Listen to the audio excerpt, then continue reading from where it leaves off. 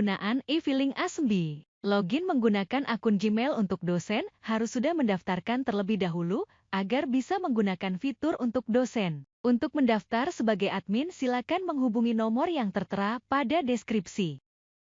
Gunakan browser Chrome kemudian akses e-filing a9.web.apps maka akan muncul halaman login. Masukkan akun Gmail Anda yang sudah didaftarkan sebagai admin agar bisa menggunakan fitur-fitur sebagai dosen.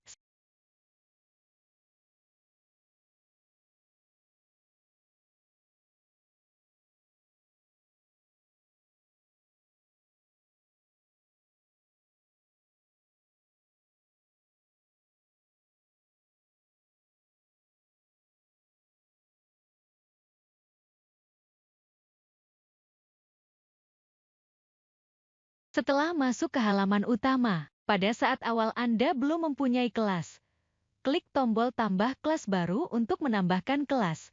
Maka akan muncul isian buat kelas baru. Masukkan nama kelas misalnya kelas 3A atau 3B atau kelas 1 administrasi, sesuaikan dengan kebutuhan saja. Kemudian di kolom keterangan, bisa juga ditambahkan misalnya semester 2 tahun ajaran dan lain sebagainya. Informasi ini digunakan untuk membedakan jika Anda mempunyai kelas lebih dari satu.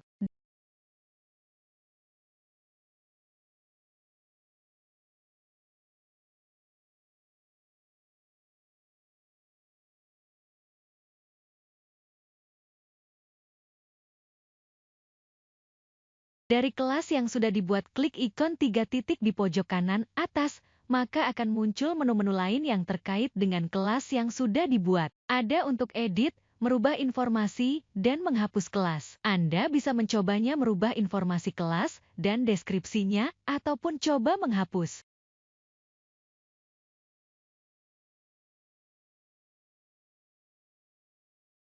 Menu lain dari kelas adalah salin kode kelas. Klik salin kode kelas maka kode kelas akan tersimpan di clipboard. Kode kelas ini berisi random huruf dan angka. Kode kelas ini digunakan untuk agar mahasiswa atau peserta kelas bisa bergabung dengan kelas ini. Jadi Anda harus membagikan kode kelas ini misalnya melalui WhatsApp, email, ataupun yang lainnya. Menu berikutnya adalah menu peserta kelas. Klik maka di sini akan muncul peserta yang sudah bergabung dengan kelas ini. Pada saat ini, masih belum ada peserta yang bergabung. Jadi nanti misalnya setelah mahasiswa bergabung, dosen bisa melihat hasil pekerjaan dari semua peserta. Menu berikutnya dari kelas adalah menu link dokumen. Menu link dokumen ini adalah kumpulan dokumen-dokumen yang akan digunakan oleh peserta sebagai soal. Bisa disiapkan 5 folder pada Google Drive. Di sini dicontohkan untuk latihan wilayah, latihan subjek, latihan abjad, dan lain sebagainya. Kemudian folder ini diambil link untuk bisa diakses oleh peserta. Jadi di-copy link folder dari Google Drive-nya kemudian pada menu link dokumen dari kelas diisikan kelima-limanya. Sehingga nanti pada saat peserta melakukan latihan dokumen contohnya sudah tersedia.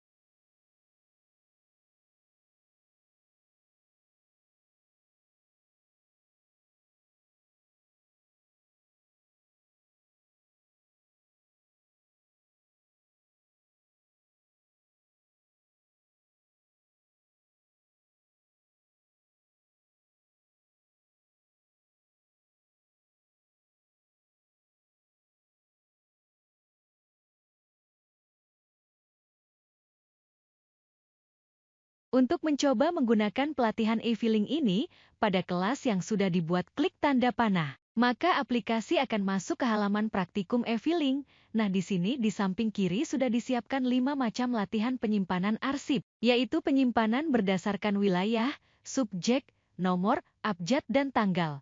Kemudian di bawah ada setel klasifikasi, dan untuk melihat klasifikasinya.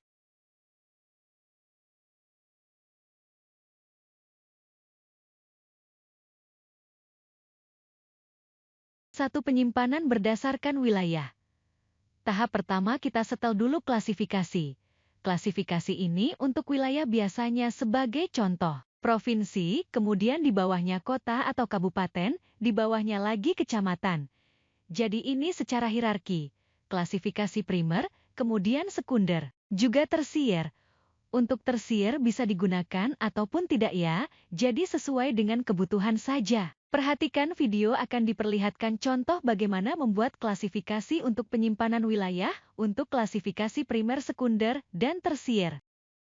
Setiap klasifikasi mempunyai menu untuk edit ataupun menghapus.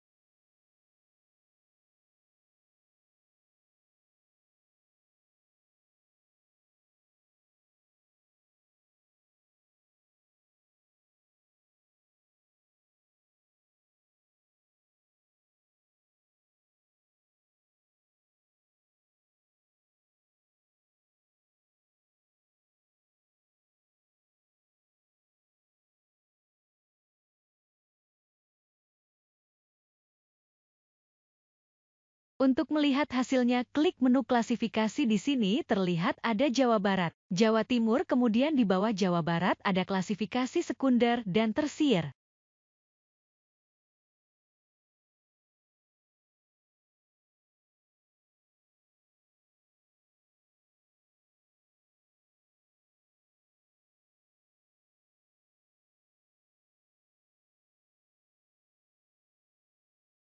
Untuk mulai latihan, klik terlebih dahulu link dokumen untuk melihat dokumen latihan satu wilayah. Jadi, pada saat link ini diklik, maka akan membuka Google Drive yang berisi kumpulan-kumpulan dokumen-dokumen untuk latihan. Pada kali ini ada satu contoh surat jadi, nanti peserta atau mahasiswa akan melihat file ini untuk dikerjakan pengarsipan.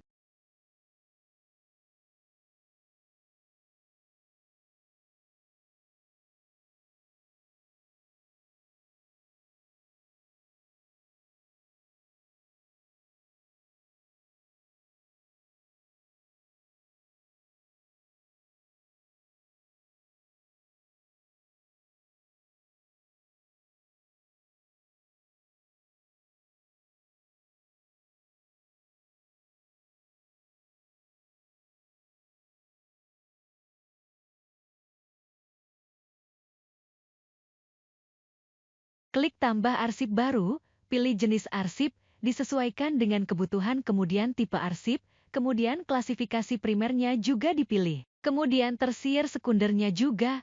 Untuk kali ini contohnya masih sembarang. Isikan tanggal arsip, kemudian tanggal terima, dan informasi yang lain.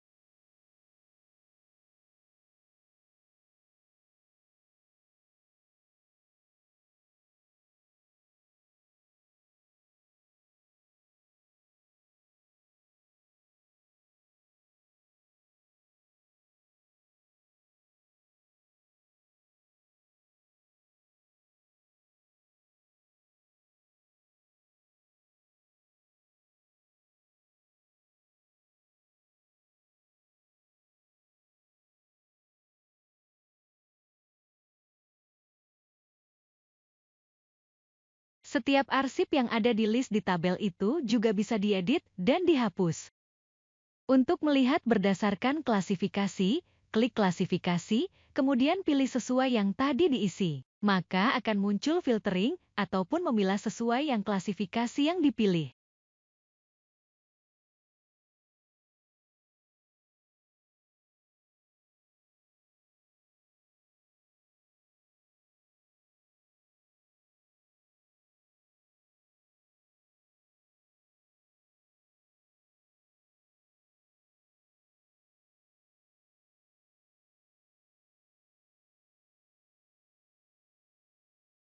Setiap arsip yang dibuat juga ada menu disposisi.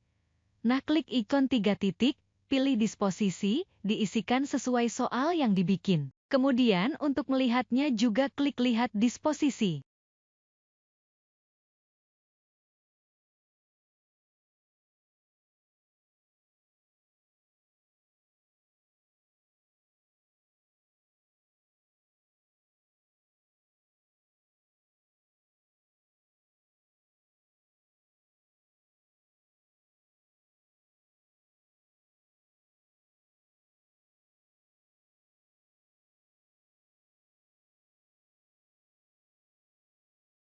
Selain disposisi, ada juga menu peminjaman. Klik peminjaman, isikan sesuai form yang sudah dibuat, dan nanti kalau sudah selesai. Untuk melihatnya, klik menu lihat peminjaman.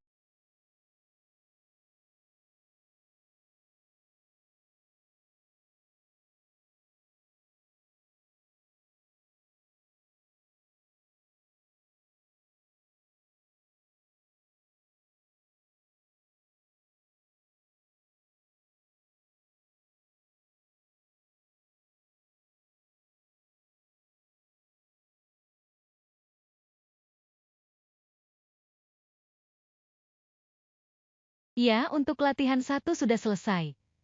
Bisa mencoba dengan langkah-langkah yang sama untuk latihan yang lain, latihan 2, latihan 3, dan seterusnya. Sehingga mudah-mudahan dengan mencoba semua tipe latihan penyimpanan, diharapkan mahasiswa bisa memahaminya. Terima kasih.